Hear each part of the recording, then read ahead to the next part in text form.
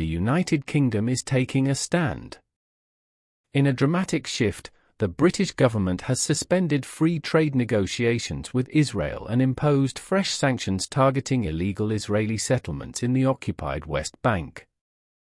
A move that signals growing frustration with Israel's conduct in Gaza and a hardening stance among its Western allies.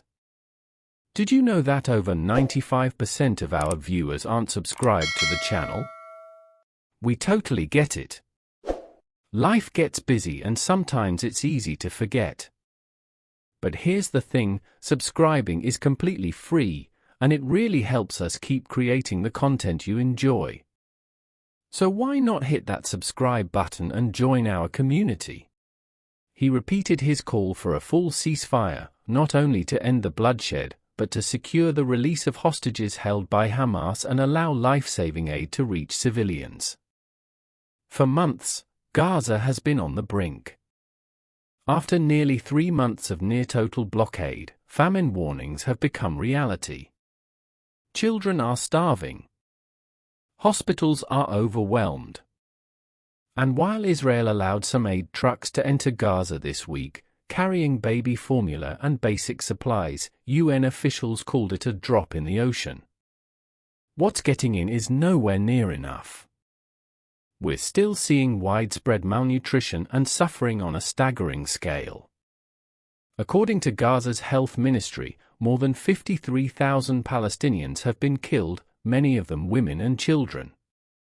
While these figures don't distinguish between militants and civilians, the disproportionate death toll has outraged much of the international community.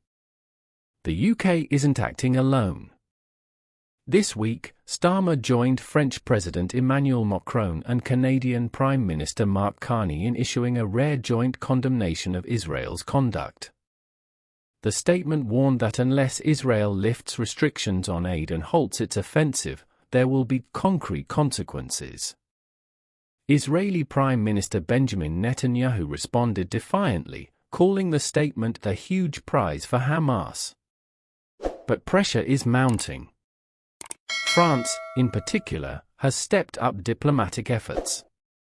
President Macron has openly discussed recognizing a Palestinian state, potentially as soon as June, when France co-hosts a conference on the two-state solution with Saudi Arabia.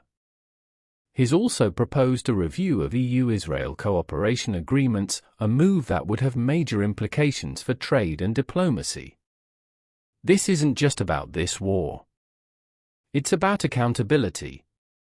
And it's about values.